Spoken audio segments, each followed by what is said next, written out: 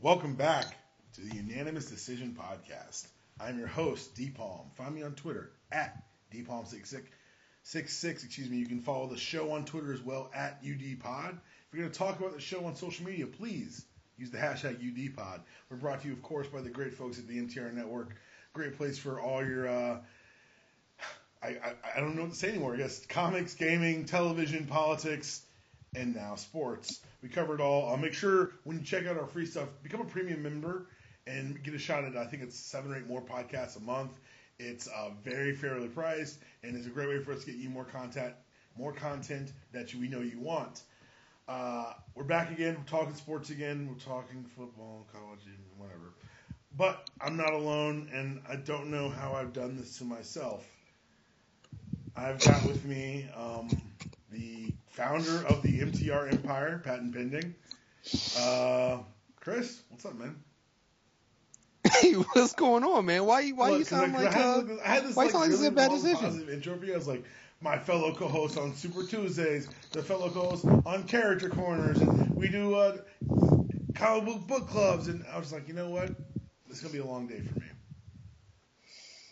I take offense to this idea that somehow, I might troll or be evil to you, man. I don't know where this is coming from. This is just before Saturday. That's what it is. I gotta ask the guests, like, I gotta wait for the door to be open. Like, hey, you want to the show tomorrow? Thanks. Hey, to be perfectly honest, you bring this on yourself because I totally did not know that Georgia's lost today until you said something yesterday about it. If you had never added me that Georgia had lost and that I was going to be on the show next, I never would have known. We could have gone the entire episode. I never would have brought up Georgia and how they did and what went on with that.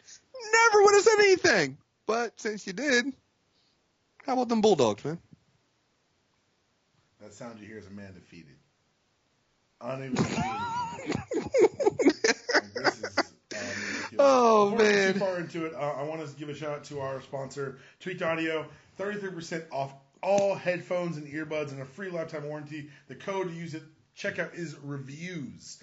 Also, our feed's up, so you don't have to just go to the MTR feed. Keep the MTR feed on your phone. Stay subscribed to that. If you want to make sure you get all of these episodes first, make sure you subscribe to the Unanimous Decision feed. We're up on iTunes now. You subscribe there, leave 5-star reviews that we read on the air, and we actually have our very first 5-star review. And if I'd planned for this, I'd have it pulled up, but I don't, so I didn't. So it's been, I don't know, this is all happening very fast. Someone said, how long has your new show been going? I said, well, can I still call it my new show after 7 episodes? Yeah, it's only been like a month and a half, so I guess. Yeah, All right, so our very first 5-star review. Great sports show, part of a great network, NPZ 1978. I've always enjoyed DPalm's appearance on the Super Tuesday podcast on the MTR network. So when I heard he was putting out a sports show, I had to subscribe. The show is great. DPalm knows what he's talking about and has wonderful and informed guests. He hasn't heard this week, so it's okay. For those of us who are tired of the bloated sports talk program that focuses on cliched viewpoints, this podcast is a perfect reprieve from the boring and ordinary. Subscribe now. Then subscribe to the MTR Network so you can hear DPalm's view on comics, movies, and politics. Oh, I'll be on the Insanity Check following the election to talk about politics or to stun for an hour. I can't tell. Thanks for the review. Again, I got this policy from Rod and Karen or Black Eye Tips, who just absolutely killed it down in Miami. Leave 5 stars. We'll read it on the air. You email us. You can also get in touch with us via email, udpodcast@gmail.com. We got an email. We got some little feedback here. Howdy, DPalm. I'm Dr. Dostax. It doesn't sound like a real name. I have been enjoying the work you've done at MTR and loving the unanimous decision. Alabama recently gave Tennessee a textbook thumping. We will be talking about that today. And generally performed like Nick Saban is in year 30 of NCAA 14 dynasty mode. Given that Saban didn't work out in the NFL and he seems to be able to withstand the Alabama boosters being their wonderfully eccentric selves, do you see anything stopping this nigh invincible killing machine? Come on. Now, I know who this is. After Syracuse upsetting number 17 Virginia Tech as Dino Barber's the most successful man in America rocking that Beijing, giving that Dino, if that is in fact Dino Barber's real hair, why doesn't he just come home and shave his damn head? Barber ain't Deshaun Watson with hurricane waves for hair. His hair looks like he's developed holes like a sweater getting devoured inside out by moths. Damn. Also, shouts out to the Henny God J.R. Smith for signing a 4-year, $57 million deal with the Cavs. LeBron James is truly the greatest GM in NBA history. Keep the great work, DPalm. Peace. Thanks for the email. Look, we'll talk about Bama in a second. I'm not going to talk about Syracuse football on here if you pay me.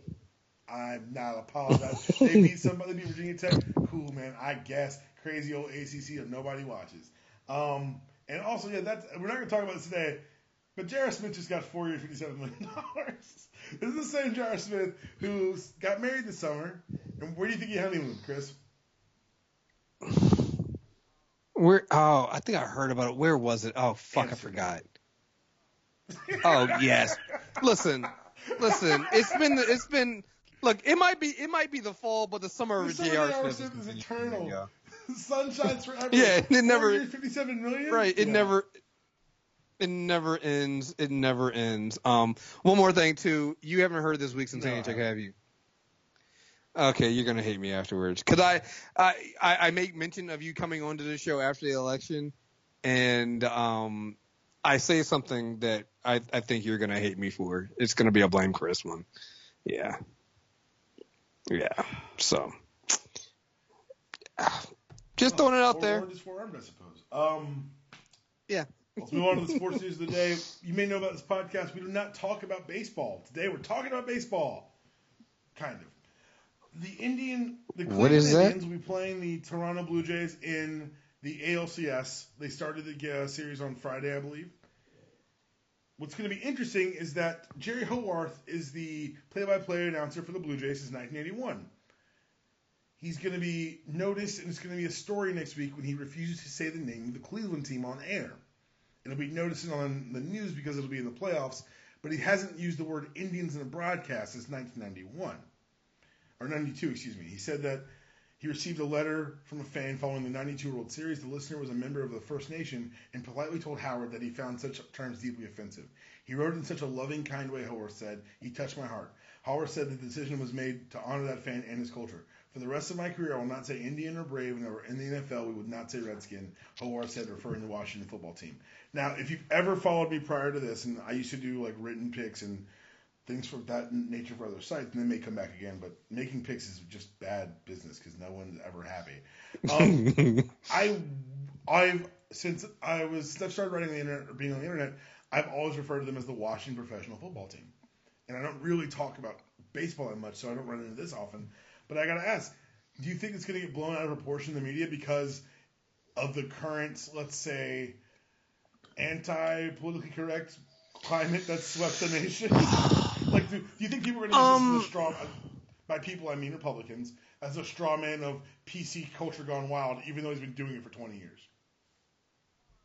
I don't know if they will, but part of me kind of hopes that they do. So you can run into it?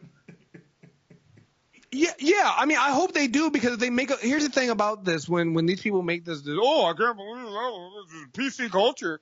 They make it so that people start realizing, like, I hope Trump says something, so it becomes so toxic that people start going, yeah, maybe we can't do it. It reminds me of the Confederate flag thing, where had the racists with their Confederate flags not gone so overboard, the flag would still be up in South Carolina, because they could have just let it go, under the table and just ignored it and stuff like that.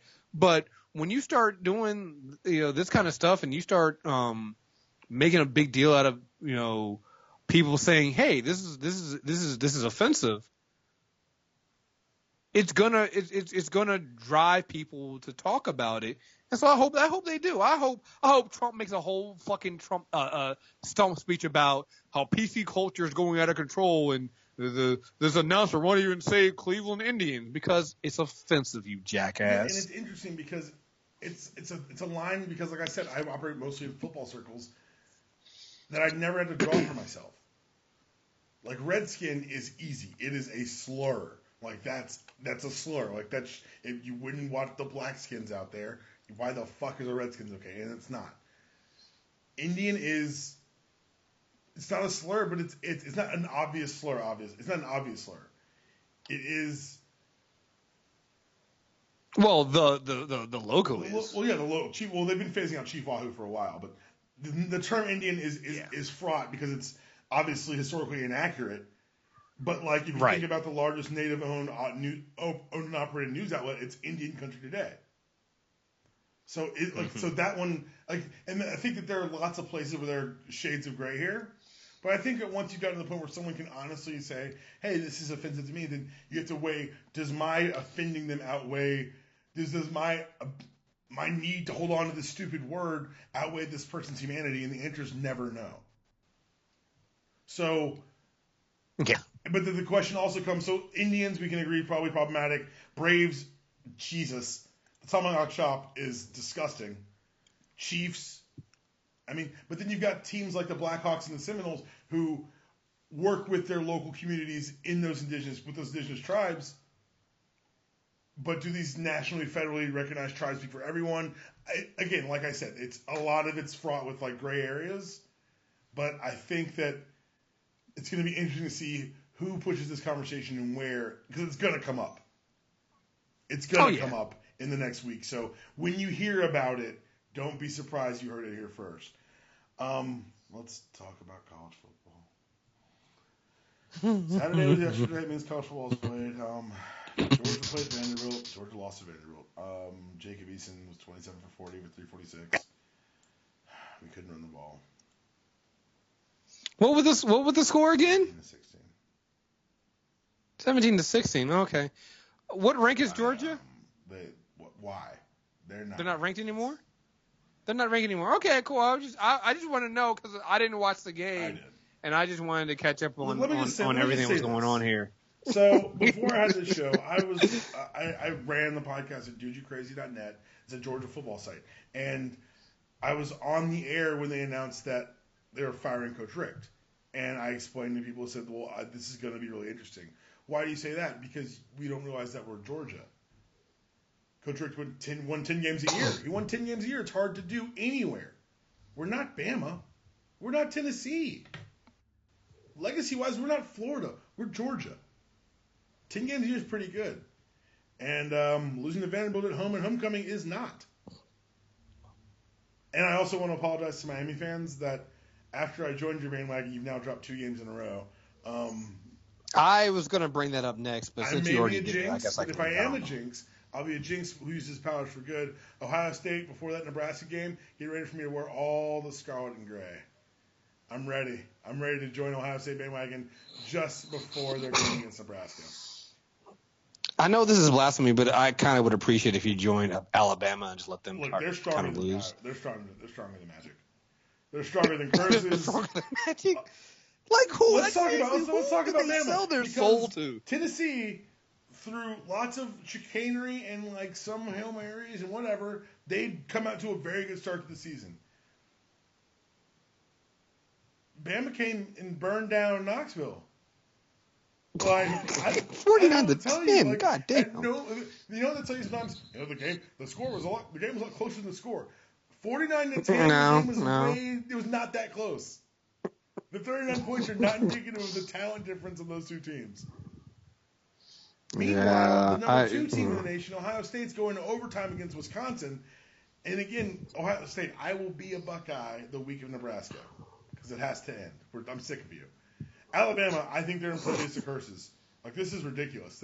They've had Lane Kiffin on staff, and no one has gotten hit, and they keep winning football games. I don't get it.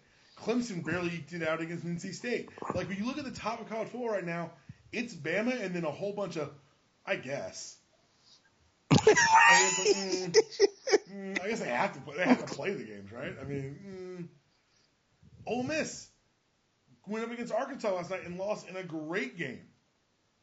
Ole Miss, who was number 12 in the nation at 3-2 because they looked so good in those losses. Florida State eking by Wake Forest. What is going on in college football? It's a crazy weekend. As mentioned in the email, Syracuse beat Virginia Tech, and again, no one cared about. And now, I go to my Georgia brain bye week, and I'm like, okay, at least you get a week to recapture. Oh, no, wait. Florida just blew out Mizzou 40-14, and we got to play Florida in 2 weeks.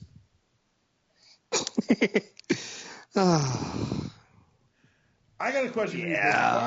Why am I a fan of football? Like, I know, like, intellectually, I know football is not a good thing. Why do I still watch? Yeah. It's addicting. Like ever since for me it was fantasy football. And once I gave up fantasy football, I realized I could give up and I could just watch the game. So now I just sit back from 1,000 feet up and I just look down at everybody else scrambling and hurting their feelings over their teams and going, I don't give a fuck who wins as long as I don't care. I'm now that fan who will change midway going, I hate this team. Then they start winning like, oh no, I love this team. Yeah, I'm that guy now. And it feels great. You know what's even better? You know what's better it feels than that? great. You know, the real trick for me was I stopped gambling on college sports, but I still care. Mm-hmm. Like, if I could stop gambling, I may be able to walk away from football. See, the thing with sports I've learned is you have to take your feelings out. Oh, yeah. You never bet on a so team hard. that you care about.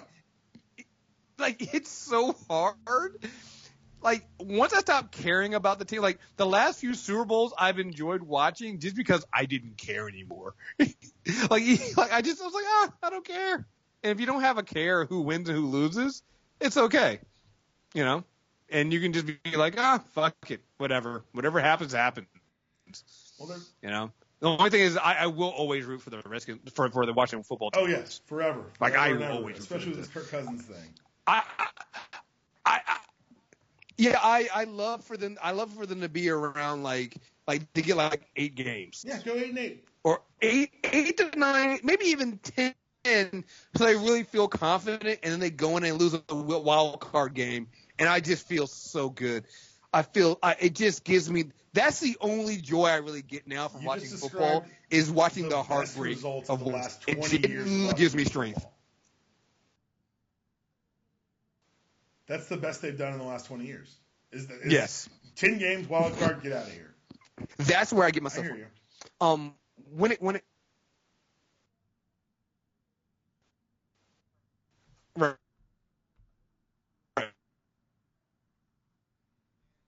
And when it comes to college football, like I said, I don't care and I just watch. And it's just I have no loyalty because the college I went to had no football team, and I'm actually glad they had no football team now because I don't hurt. Well, every weekend I get what you're saying, and there's no well of sadness in my chest. I get what you're saying, but being able to love college football and love my own team allows me to hate other people too. Brian Kelly and his Notre Dame Fighting Irish lost 17-10 to Stanford in South Bend this weekend. This is a Stanford team that just gotten blown out in back-to-back games against Washington State. This is Stanford who didn't have their best player, running back Christian McCaffrey. Brian Kelly, after the game, got into a physical altercation with the strength coach of the Cardinal. Brian Kelly's a reprehensible human being. He's on the field fighting other coaches. He's losing football games. He's continuing to blame everyone else for his problems. I want to read this right now, just a brief history of Brian Kelly blaming other people for his problems. Last week, Brian Kelly called the snapping atrocious by Sam Mustafir. The center did a very bad job, to be fair, of snapping the ball in a monsoon. But why were you calling so many shotgun plays in a monsoon, Brian Kelly? October 28, 2011. You know, generally, I'm falling on the sword 9 out of 10 times, but I know what I'm doing in a bye week. I've had great success. I know what this looks like. I'm certainly not going to go back and second guess the way I prepared over 21 years in a bye week. Sometimes there's accountability from everybody. Coaches and players are like, they didn't play like they needed to play. So you're telling me that you can't. He sounds like Donald Trump.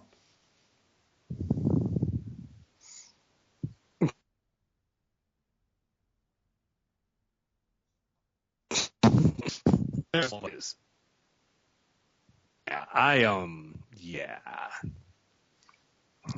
There was Brian Kelly last year against Temple. He shoved a grown man, a strength and conditioning coach, who, by the way, if you've ever been around sports, the strength and conditioning coach is the craziest motherfucker associated with your program. Brian Kelly shoved him and then blamed the coach about it and when asked about it later.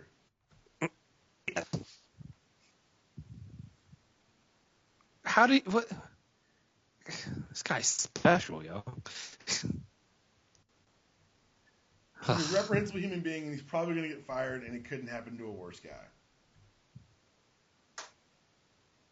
Yeah. Speaking of things that are bad in college sports, College Game Day was at Wisconsin this week for Wisconsin-Ohio State.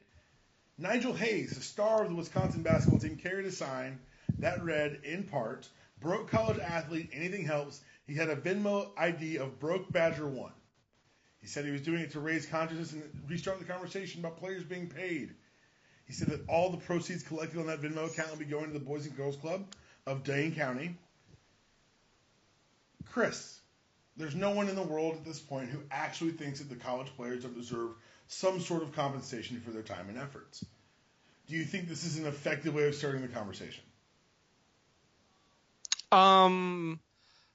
I can't speak on if it's effective or not, but this goes into one of those things I always say about, I used to say about protesting, like, I can't question, if it's not hurting anybody, I can't question anybody's, what methods they use. Like, at this point, nothing else is working, and it seems like we can't have the adult conversation about this, because every few years, it seems like every season sometimes it comes up and people go, oh, well, let's have an intellectual discussion. We've had that. All right. So at this point, you just need to start paying these kids or finding some way. It's getting ridiculous. So a tweet that Hayes put out on Friday said the conference, the Big Ten, had a $448 million in total revenue during a fiscal year ending June 30th, 2015, a figure that represents a nearly $110 million increase over what it pulled in 2014.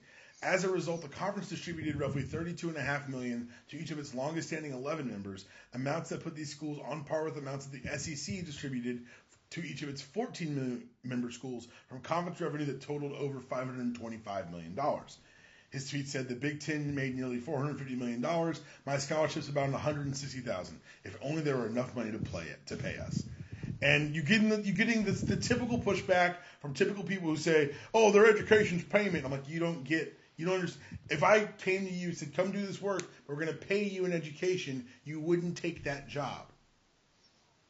Oh, and by the way, you might have long-term physical ailments that come from this. Oh, we're going to have this episode eventually.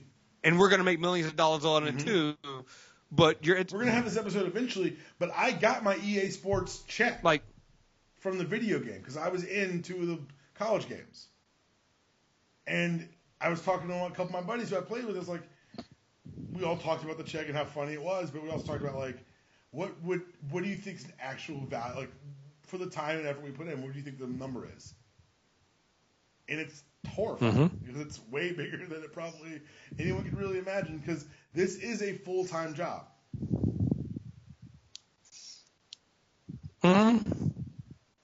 Like, it's always fascinating to me when people talk about, not paying college athletes, and I was never an athlete in college. I knew athletes, and I knew how much work they put in. And we talk about how, well, you're getting free education, stuff like that, but it's like, yeah, but they're also, I would even say it's worse than a full-time job.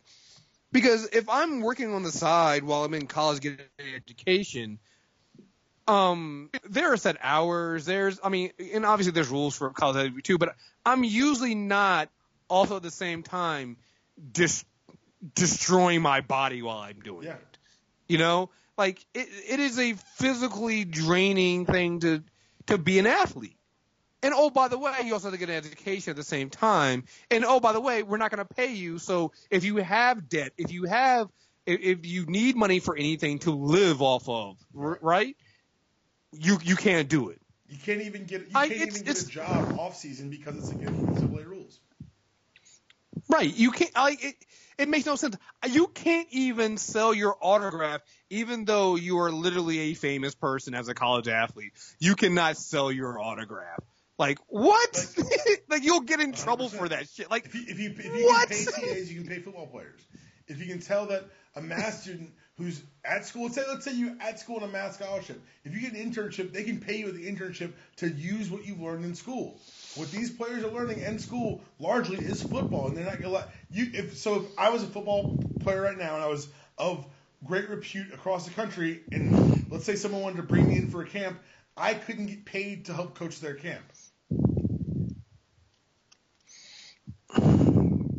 It's ridiculous. Insane. It's insane. And I think that the more you talk about it, the more you realize that people it comes down to, I don't want to pay them. The more. Mm-hmm. No, I mean, that's really what it is. It's greed. It's like you guys make millions and millions and millions of dollars. The thing that makes me so mad about this is, all right, fine. We talk about this. We always make the focus on the school and how much money the school makes off of this and how much money everybody else makes off of them, right? What kills me, though, is you're going to sit there and you're going to pay coaches millions of fucking dollars, but the students who are – I'm sorry, listen. Coaches are important.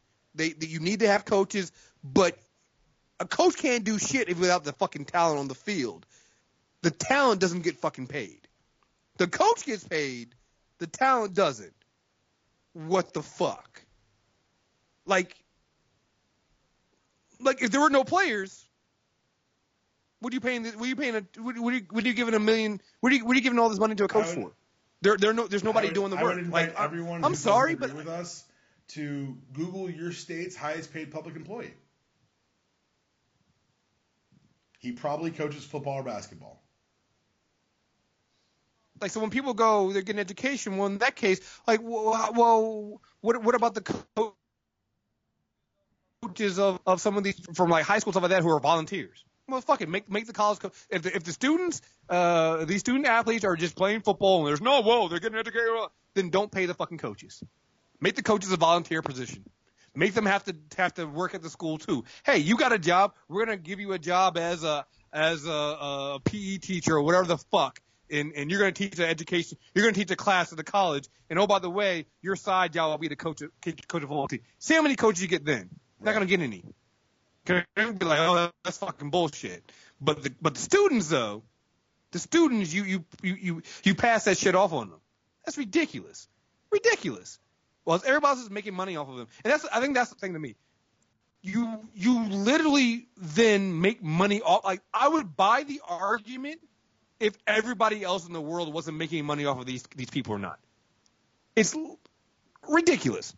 So you can sell my likeness and make money off of it, but I can't. It's what's really funny is that this has been a broken system for a while, but we only once really smart people started looking at it. You're like, wait a second. People who weren't indoctrinated with football or with sports, they're like just academics look at it like, this makes no sense. Why would you not pay them? And they're right. And the more you think about it intellectually, it makes no sense for them not to get paid. I hope things go in the right direction, because this is the thing, is that people will say, all right, maybe I agree. How would you do it? The line between right and wrong is not, can we do right? It's once you've identified it, do we choose to do right? Because if we really as a culture decided that it had to happen tomorrow, we'd find a way. But we don't care. Speaking of not caring, you may remember last year when Tom Brady, quarterback of the New England Patriots and of DPalm's fantasy team, had a Make America Great Again hat in his football locker. And he said that Donald's a great friend of mine, and I support him. Well, you may have noticed that Tom Brady was away on suspension. He's back now, and because he's back, he has his weekly press conference. And because he has his weekly press conference, it ends with a question like this. If I can find – come on, computer, work with me one time. Tom, you have kids of your own. How would you respond if your kids heard Donald Trump's version of locker room talk? Brady's response? You guessed it. A smile, a quick goodbye, and a scamper away. What a coward. Listen, for years I was just like, oh, well, I think people hate Tom Brady just because he's on the Patriots and they're winning and things like that. Right. And I was like, fuck that. Over the years, I realized Tom Brady is also a giant shithead.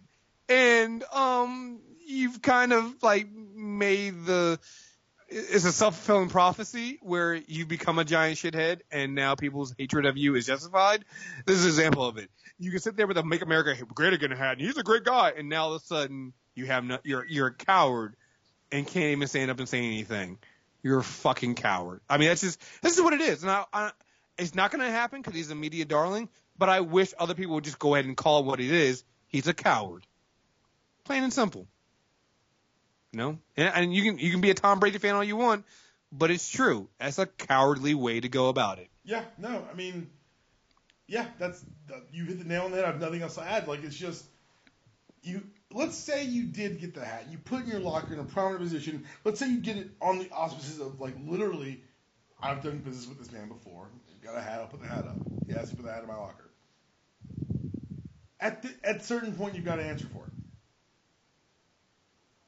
I'm sorry, I just gotta say, Colin Kaepernick with a 53-yard touchdown pass.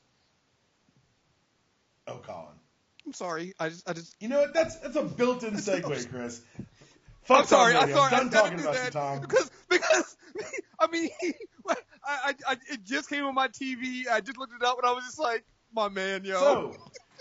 So, as was the topic of our very first episode here, Colin Kaepernick is back under center for the 49ers. There are a lot of reasons why he wasn't starting before. None of them were the truths given out by the GM of the Niners, who said that he, and I quote, Blaine Gabbert was a better quarterback and a better athlete. He said that this summer. He's a liar. No, what really happened is Colin Kaepernick had 3 surgeries last year, and he was underweight to really be successful on the football field, and they wanted to give him to about week 6 and get his weight up, get the strength back, and be able to play. Blaine Gabbert's been worse than they thought he was going to be. So they've had to bring him in early. He's starting today against the Bills, and as Kriss just told us, just threw a big-ass touchdown. So, Kriss, I got to ask, is him playing against the drunkest, whitest fans in America, is this a perfect storm of good or perfect storm of bad? I think it's a little bit of everything. It's a little bit of everything. You know what? Here's the thing, man. I'm just happy that he's back to working, and after everything goes on and all the hate he's been given, I actually have enjoyed seeing the support he got from the 49ers, which was shocking to me. You know, they backed his play, and I was like, oh, okay. They could have said nothing, and so I was like, right, and they could have traded him and everything else like that, and now he's back on the field, and who knows, man? Like I said, I've never really been a huge 49er fan or paid attention to Cap and what he's been doing, and I can't tell you if he's good for them or not. But I'm like, yo, he's not a bum, and I've seen teams that could use a quarterback like that, and I'm glad that I'm glad he's back on the field, man, and that for all the talk about people, you know, you even got Ginsburg saying shit from the Supreme Court, like. You had all these people commenting on this about how stupid it was, and they all got to be sick as fuck right now. Yo, RBG. And shut the fuck up. As the thing is that, like, just going off that really quickly, white liberals they always have a line.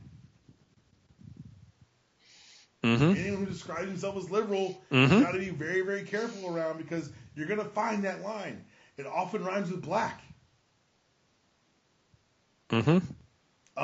That said, yeah, you're right. I need Kaepernick to do. He can't play bad. I know that. If you play bad, no, dude, don't. You can't fake an injury or some shit. You can't just be out here playing. Don't Cam Newton this in the Super Bowl. You can't. Man. Don't do that. Oh my God! So I just retweeted this. There's a very drunk Bills fan spearing a dummy with a Kaepernick jersey and afro wig. Oh my God! You're right. I want everyone to know when these said drunk that, Bills I had fans. no idea that was happening. Yeah, the drunk Bills fans are giving us everything we would expect. Let's see. Yeah, there's shirts with rifles on them, selling for $10 outside of Ralph Wilson Stadium. Wanted notorious disgrace to America with a bullseye on cap. Yeah, they're shut up and stand up. Yep. Yeah. So I'll just put it this way: the Bills fans are not letting you down. They are not letting you down. If it wasn't so damn predictable. Yeah. Like, yeah. Goodness gracious! I just looked at the tweet. That may be. Wow. That is. That's awful. Yeah. As expected. You know what? It's always sad. It's always sad when things like this happen, and it's always interesting to me when people want athletes to stand up and when they want them to speak and when they don't. I will say this: I only want my athletes. My position is this: I only want my athlete to speak when they're actually when they actually know what the fuck they're talking about. And it's so clear to me that Cap does know what he's talking about. So I definitely want to. I'm okay with him speaking on this. The coverage of him changed because they stopped being like, "What does he know what he's talking about?" And then he started talking like, "Well, then he's just the backup. Shut up. Stop it." Right. Like, yeah, stop putting the mic in front of because.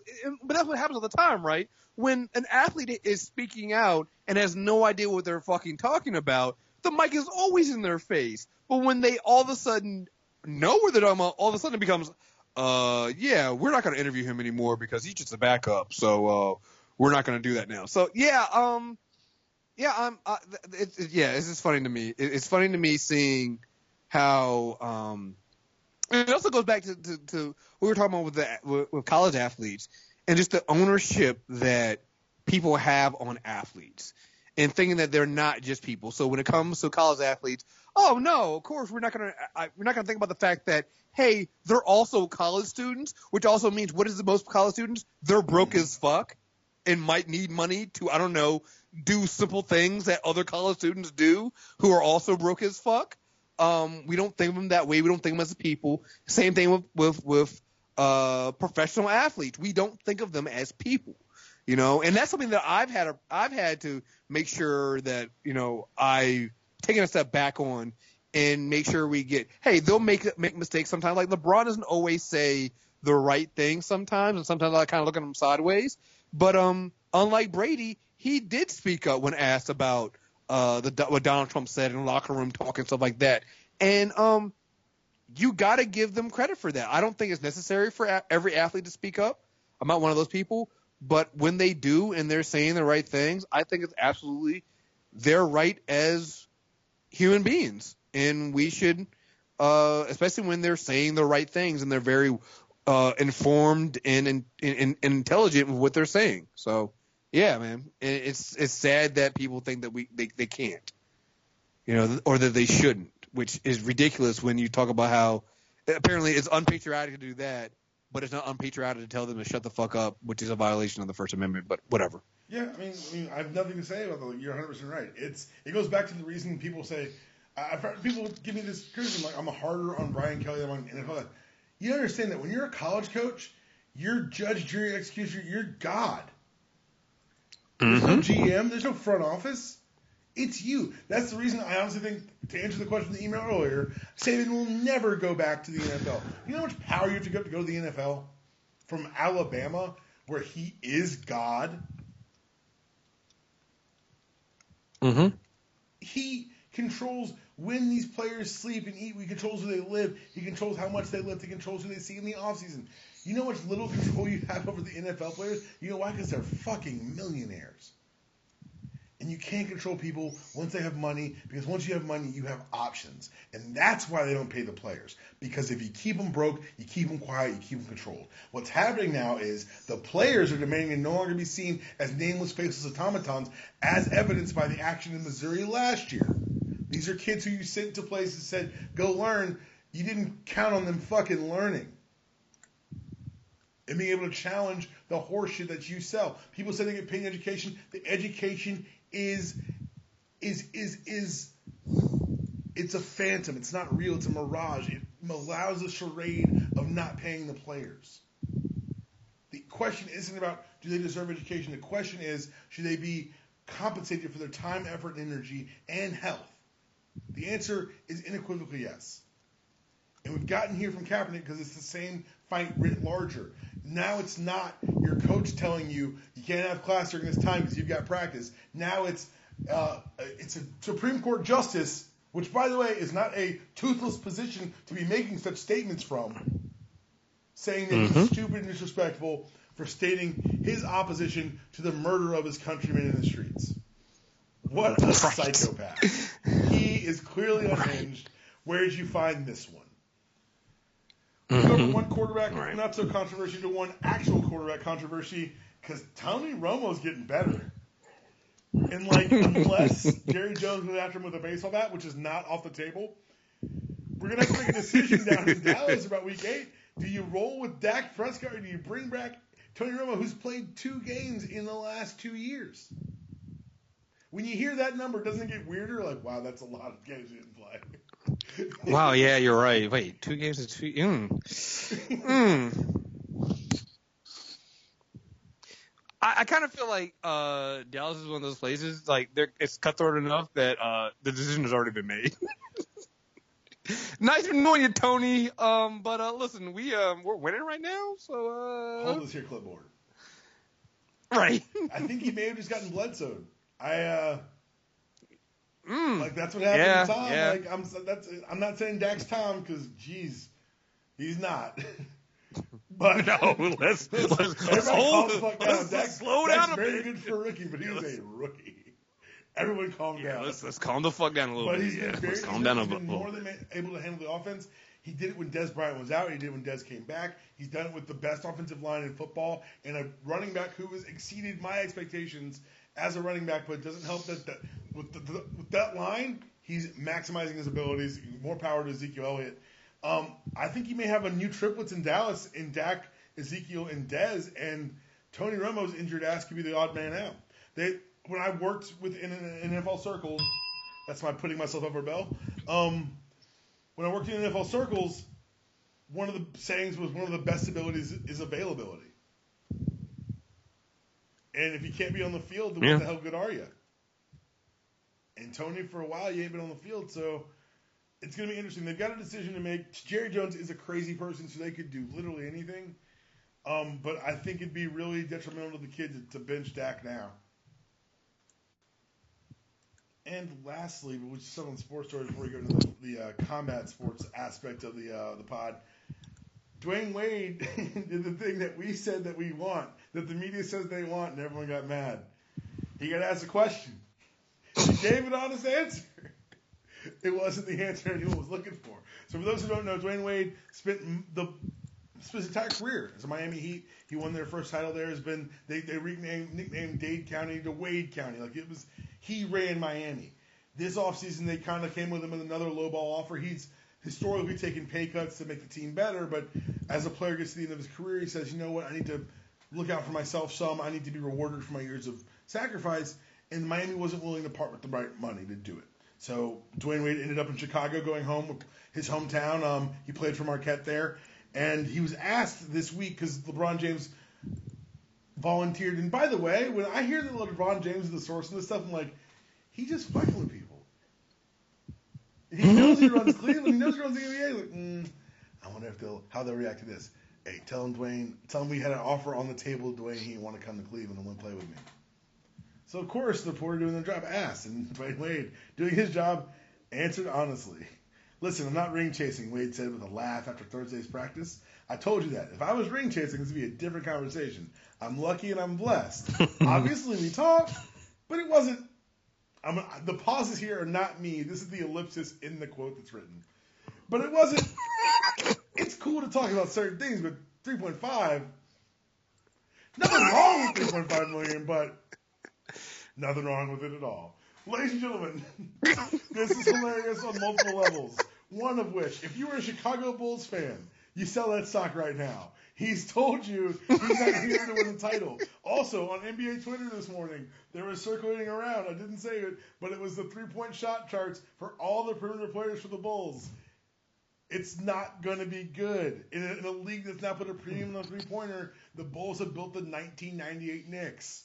Congratulations. Kriss, is he going to catch hell for this? Because look. We want honest athletes. I mean, I'm not chasing a ring. I'm here for this here check. He basically said that, right? I mean, here's the thing. I mean, they can try to give him help, but it sounds like if you don't give him he's not going to give a portion of his career. Right. So, I mean, you guys can try to get at him for that, but yeah, man, it is hilarious though. It is absolutely hilarious. Yo, I took the under on them. Oh man, I can't. Last week on the podcast, I took the under on the Bulls. Bang that under, guys. I just forgot Fred Hoiberg's our coach. He's not very good either. Yeah, bang the under. Dwyane Wade, I'm not here for rings. I'm not here ring chasing. I wouldn't have come here if I was chasing a ring.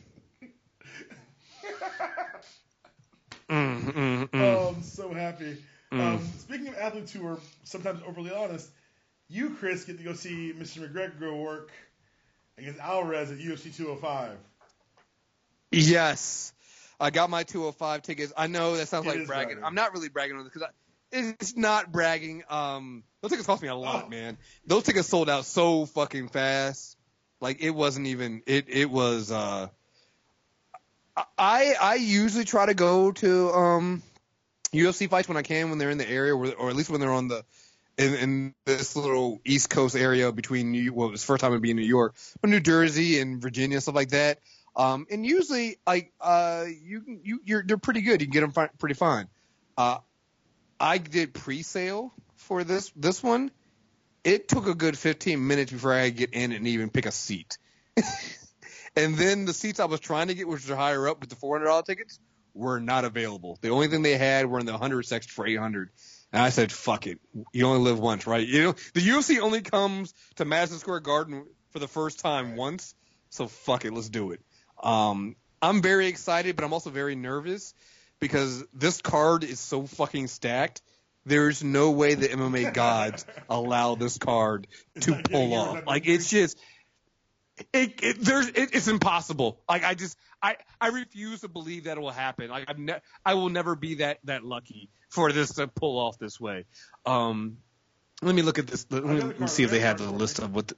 Yeah. So you got so you got Miesha Tate versus Raquel Pennington, which that should be an interesting, good fight. We got one of my favorite fighters of all time, Donald Cerrone, Cowboy Cerrone. Is just because this guy will fight. He'll fight anytime, any place. He's done 2 different weight classes now between 155 and now he's fighting 170 against Kevin Gastelum, which that's good luck to you, Cowboy. Wait, he's got the most fight bonuses in UFC history. Yes, like what? I can't. Cowboy has not put on a boring fight in like.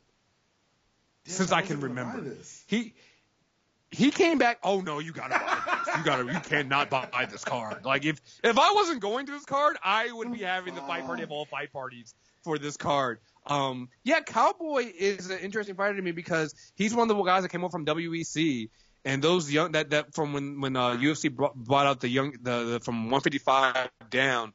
Those WEC fighters came over and they were exciting and Cowboy's been that guy. Like I want to say last year he had like 5 fights last year.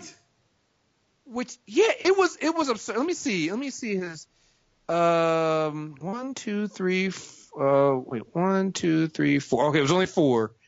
But then he fought January of he fought January in 2015. January 3rd, 2015. He fought January 18th of 2015.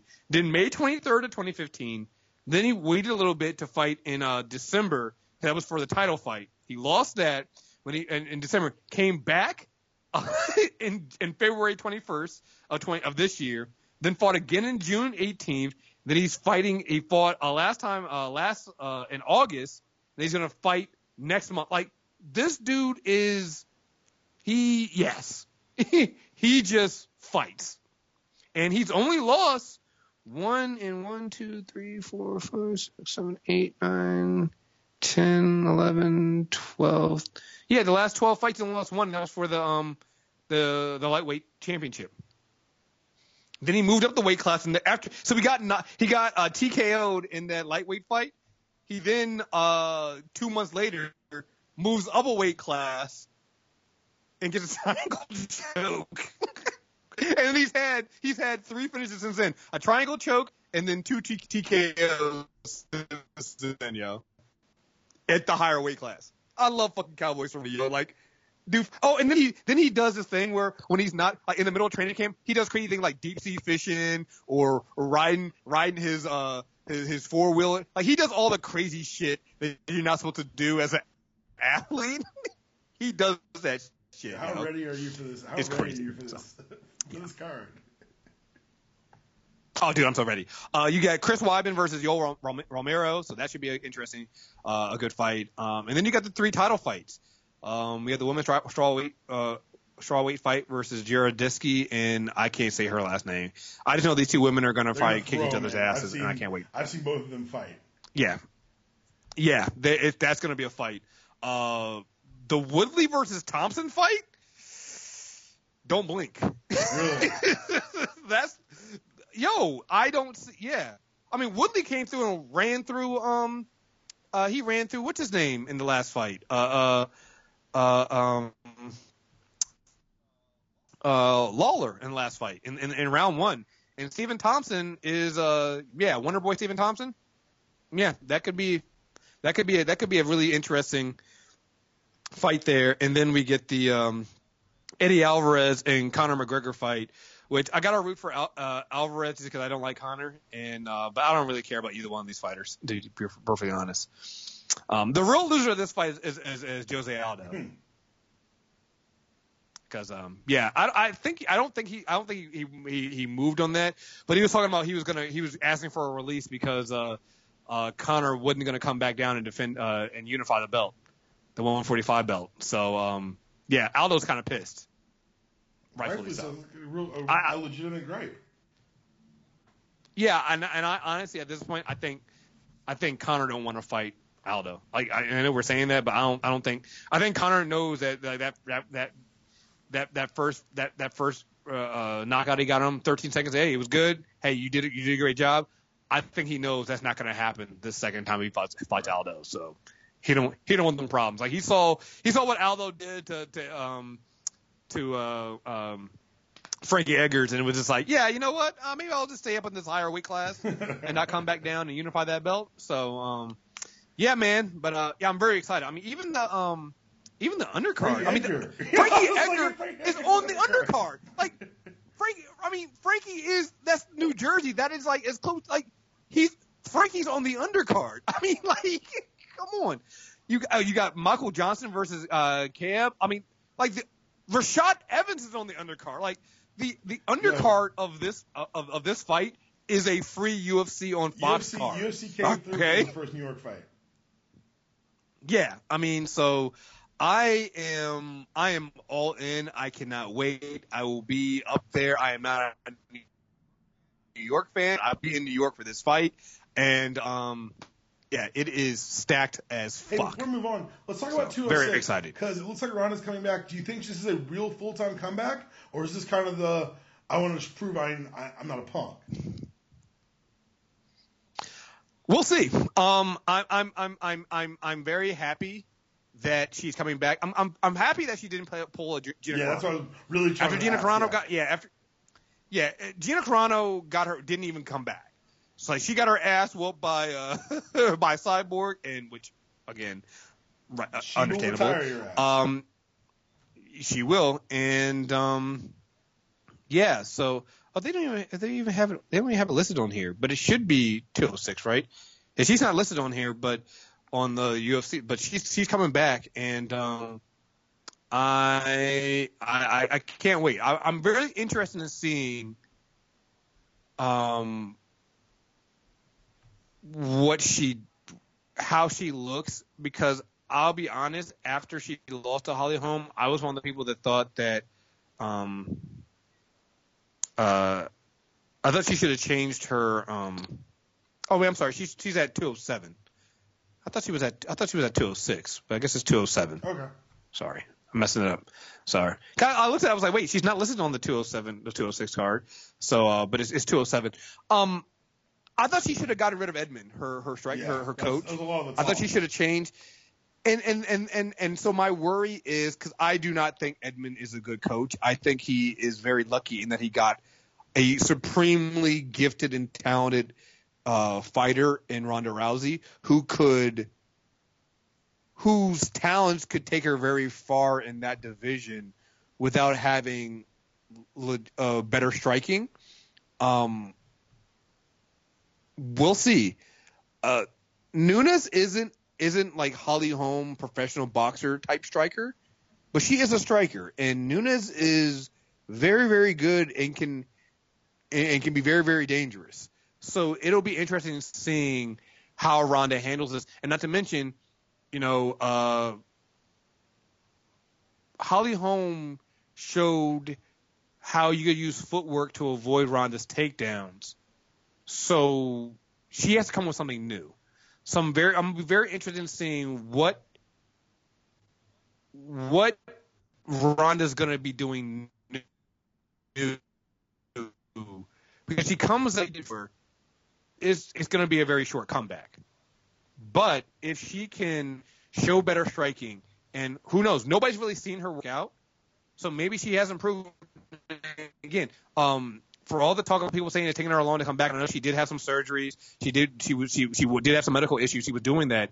But if she spent this last year working on that, a fighter can change a lot in a year. They can make some significant improvements on that stuff. I just don't know if her camp and her coach are willing to do that, because Edmund seems like a very cocky, and he didn't seem like he was very willing to understand his own shortcomings as a coach. And as somebody who has coached, never on this level, but as a coach, you have to understand your own shortcomings and be able to get your fighter the help they need, even if you can't do it yourself. And she's very loyal to him, so I'm hoping that loyalty doesn't hurt her in the long run. Yeah. So that's where I'm at with that. But I'm very happy she's coming back. Because yeah, man, I like the Twitter sphere will always look at what happened to her and be like, oh, well, downplay it. But you can't downplay what Ronda Rousey did. Next to Christine Santos Cyborg, there's no more dominant UFC woman or MMA fighter who's a woman than, and you could put up what Ronda did up to against the men.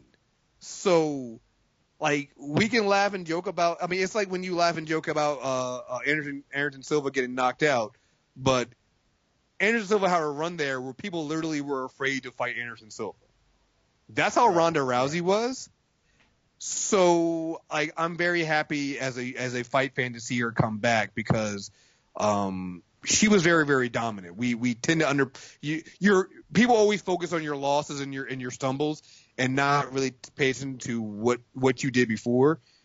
Like, she ran off 10, 12 victories all by submission. She just ran through people. Like, that is she created divisions and she destroyed it. And then remember, Holly Holm knocked her out, but then Holly Holm couldn't even hold on to the belt because Miesha Tate came in and stopped her. And then Miesha Tate couldn't hold on to the belt because she got stopped by Amanda Nunes. So, again, you haven't had anybody. So Ronda made it look easy because people were saying that the division, it was women that couldn't stand up to Ronda Rousey and they weren't good enough. But then when Ronda gets taken out, you see these women fight each other and you're like, oh no, they're all really good. She just made them look really bad. She was that much better. And so she was just that much better. And the same thing that before we move on, same thing goes to the UFC needs to figure out what they're going to do with Cyborg. Just go ahead and create a 145 division. I mean, I don't know what they're waiting on. They're never going to get. Not only are they never going to get the Ronda Rousey Cyborg fight ever, but it shouldn't happen. It shouldn't. I mean, Cyborg is a completely different weight class. Even if she comes down, one, she'll never make it. A catchweight fight makes no fucking sense because it's not for a belt. And honestly, you make another division for Cyborg because she's what Ronda did with jiu-jitsu and judo and her armbar. That's what Cyborg does with her striking. And Ronda's not good against striking. You should put that on display. Like, people don't understand. Like, yeah, listen, that fight would not go over. She Ronda destroys people. No, it wouldn't go well for anybody. Sure. Like, I remember when they were talking about have her fight Holly Holm. Holly Holm would get her ass kicked. Like, I've only seen Cyborg in trouble once, and that was when she was in. It was a kickboxing match, and even then, she survived the early knockdown and just lost the decision. need to stop dicking around. And one, I think they should just go ahead and buy Invicta, which is they have a partnership with Invicta FC, which does most of the women's MMA. So they show the women's MMA fights on UFC TV and stuff like that. Just buy them out, because those women, they have a lot of good women fighters out there, and they have a 145 division. Bring them over, and I think that's where, matter of fact, that's where Cyborg came from. So just bring that division over. Let Cyborg fight there. You're good enough, folks. Like let her show her talents like we let Ronda show her talents. Because I think going into some of the issues with UFC, the reason why UFC doesn't do it with Cyborg, what they did with Ronda, looks. I'll just be honest. That's what it is. Ronda's marketable. I don't think they see Cyborg as marketable.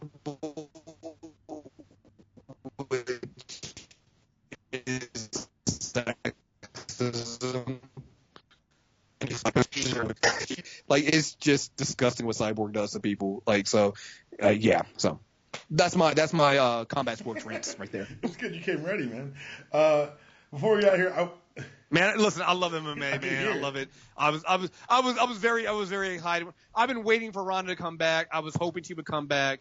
You know, hearing her do all this stuff about, you know, going to Hollywood, and I'm like, please don't go the Carano route. Come back. Don't go down that route.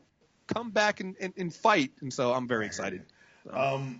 So there's something I've been throwing around doing on this podcast, and I've talked to you about it, and I've done it other places. Is this talking pro wrestling? And I don't know. It feels weird. It feels strange. This has been the craziest year in pro wrestling that I've ever seen. And so what I mean is, so I was a pro wrestling fan until, I forget the exact date. It was the first Nitro in 1999, and it's I'm sitting hard camera side if you ever watch it, and it's the finger poke of doom for wrestling fans. It's when Hulk Hogan poked Kevin Nash and they changed the belt that way. It was awful.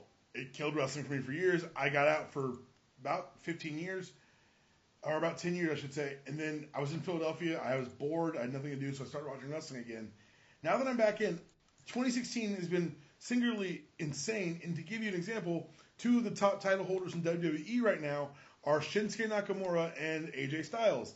In January, they had a 5-star match for New Japan Pro Wrestling in Wrestle Kingdom in the Tokyo Dome, and now they're both champions in America. It's insane.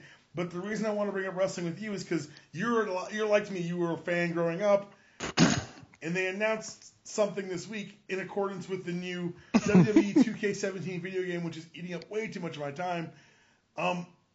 They're going to be bringing back Goldberg to wrestle Brock Lesnar. The 90s like, return. Oh, man. The late 90s, early 2000s return. It's so sad because you're 100% right. Like, when you heard that, you're like, wait a second, what year is it? Because this is an industry that's so it's so pressed to make new stars that they get nervous on their path and end up going back to the past so much. And so for those of you who remember, at WrestleMania 20, they had this match. But word had gotten out that both men's contracts were up and they weren't going to re-sign. So Madison Square Garden booed this match out of the building. And the only cheers this match got was at the end when special referee Stone Cold Steve Austin gave both of them the finger and stunned them out of the WWF. Like, that's legitimately what happened in WrestleMania 20. And so now people are telling me, oh, this is going to be so great. It's going to be such a nostalgia. I'm like, wait a second. You get two guys whose entire careers, you know, apologies to some of Brock's Japan work, has been built on just squash matches and beating up other guys. When you put them in a ring together, you generally need someone in there who's a more talented ring general to call a more compelling match. Who the hell's calling the match in Lesnar Goldberg? Who's deciding, like, oh, this is a good time for us to let the fans, who's going to let the anticipation build? Who's going to do the thing where you say we should get up from the mat but wait 5 more seconds to let the fans really start cheering? No one. There's no ring general here. Brock Lesnar wrestles 5 times a year. Goldberg hasn't been in our side of wrestling since 2004. Wasn't he hosting like some an auto show or something? In LA. But another thing is, and granted, because he's been doing the hosting, Goldberg is better on the microphone than he was ever as a professional wrestler. But that's not the appeal of Goldberg. If I got to hear a 20-minute Goldberg promo on Monday, I'm going to lose my fucking mind. Goldberg can't talk. Goldberg spears people and backhanders people. If you tell Goldberg, hey, I need you to get these major points over and make sure you... no. Paul Heyman should be the only man allowed to talk for either one of these men. Paul Heyman could read a grocery list and make it interesting. If you're going to put Paul Heyman versus Bill Goldberg on a microphone, bring the body bags now because he's going to kill that poor shade gorilla. Oh, my God. Well, what kills me is, like, Brock just had a UFC fight. Like what? No, when he re-signed with WWE, that was in his contract. He could go fight UFC.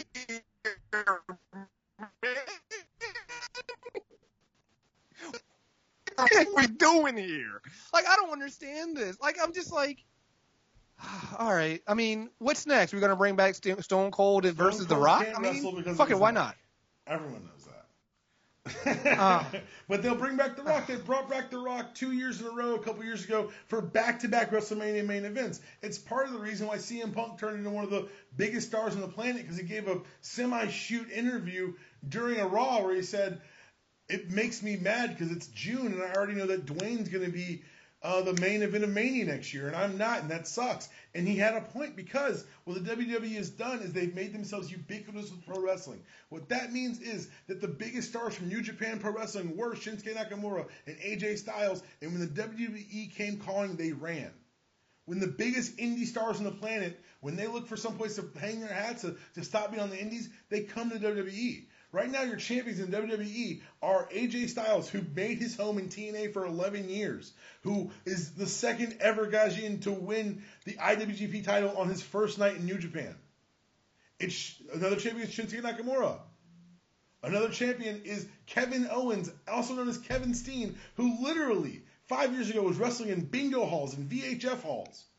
Like these people aren't the WWE like farm-fed cookie cutter stars of yesteryear. They've got real personalities and guys who've been on the road and know how to get themselves over to crowds, and they're giving them a chance to do it, but they don't trust them enough to say, hey, you guys take the big stage. Hey, why isn't Kevin Owens wrestling Brock Lesnar? Why are we getting AJ Styles versus... Dude, AJ Styles Lesnar would burn down the house. AJ Styles could get a 5-star match out of a broom, which Ric Flair did once. Like, there's so much talent on the roster right now, and it's so funny playing that game that I was telling you about. There's so much talent, and people you thought, like, you say, oh, they'll never end up there. Vince would never sign them. They're there. Oh, well, Vince will change them. He didn't change anything. He let them be themselves, and they're going to make the money, but they've got to be patient. Vince McMahon's a millionaire who should be a billionaire because he can't get his head out of his ass. And if you want more pro wrestling talk, email me at udpodcast@gmail.com. I'm trying to figure out the best way to do this because, again, like I said, this has been the craziest pro wrestling year of my life, and I've been actively avoiding it for 6 weeks on this podcast, but no more. We're going to figure it out. Tweet me at DPalm66. Follow the show on Twitter at UDPod. Find us, talk about us on Twitter with hashtag UDPod. Kriss, follow him at Insanity Check. Thanks for coming on. Hey, do you have any final words? No. Hey, Ronda Rousey back, man. That's all I got to say, man. This is going to be. I hope she's back for real. I hope it's not a one and done. Yeah, me too, man. I'm hoping like she this wins is the belt and retires. I'm nervous about that. I hope she doesn't do that. Like I feel like I have a good feeling about her, man. I feel like there's no way, especially if she wins. I feel like there's no way she'll let herself go out like that. Here's my thing. You talk way too much shit, man. Come on, you gotta stick through it. Stick with it. Stick with it. She's like the female Diaz brothers. Come on, yo. I got you 100%. Got to go out, Go out on your terms. Thanks for being on the show. Make sure you check us out. Super Tuesday's dropping this week. We've got a character corner coming up next week with JSA. All your reviews for Flash, Arrow, Legends Tomorrow, and Agents of S.H.I.E.L.D. are all on the feed. Subscribe in the iTunes Store to the Unanimous Decision. Leave 5-star review. I'll read it on the air. That was your show. This is your outro. See you next week.